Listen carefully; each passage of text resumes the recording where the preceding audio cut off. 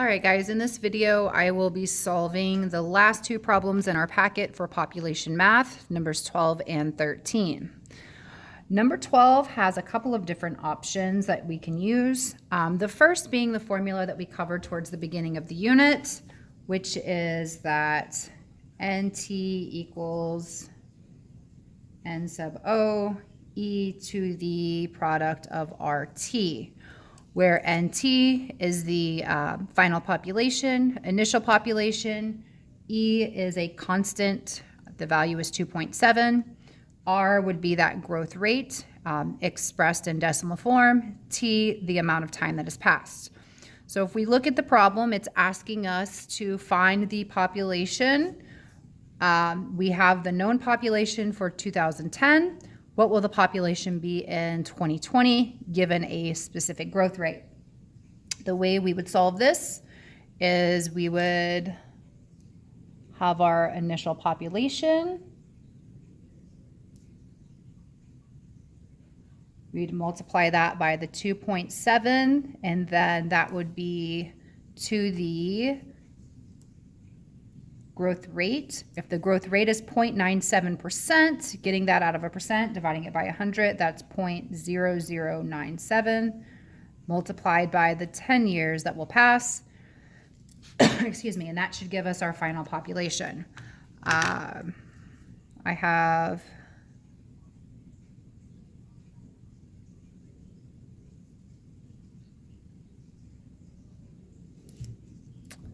roughly 340 million.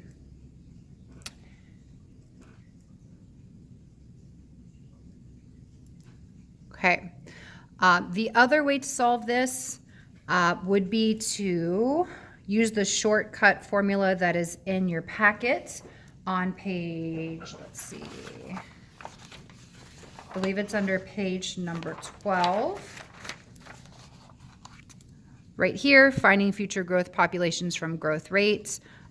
You would take your population, multiply it by your growth rate to the time period, so number of years. However, the growth rates, just in how the formula is derived, would be expressed as, let's say if you have a 3% growth rate, that would be 0.03. You add that to 1, so 1.03. We always put a 1 in front of it. So using that formula for this problem, we would have our population times 1.0097 to the 10th, and we would get roughly the same answer, around 340 million. In 50 years, all you would do is substitute that time out. Instead of 10, we would be looking at a 40-year time period.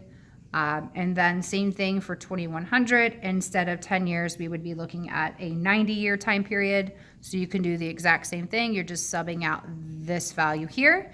If you choose to use the first formula, you would be subbing out this value here with the 40 years and the 90 years.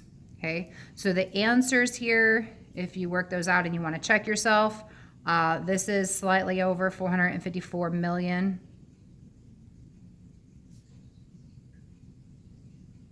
And then when I worked out the population math for 2100, I got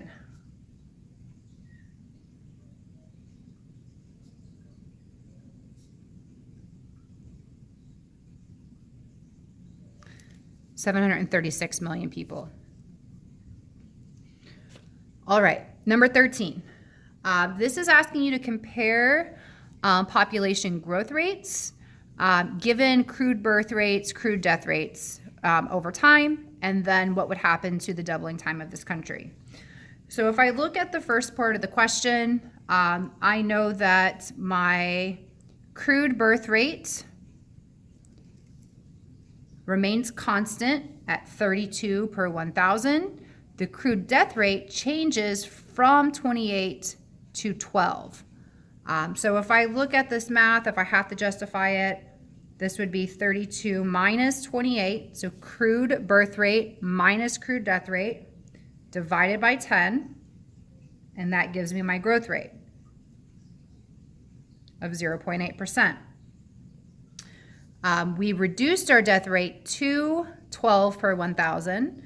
So this is 32 minus 12 over 10, 2%. So if it's asking you to evaluate what happens to the growth rate, well, we went from a 0.8% growth rate to a 2% growth rate. So I would say that the growth rate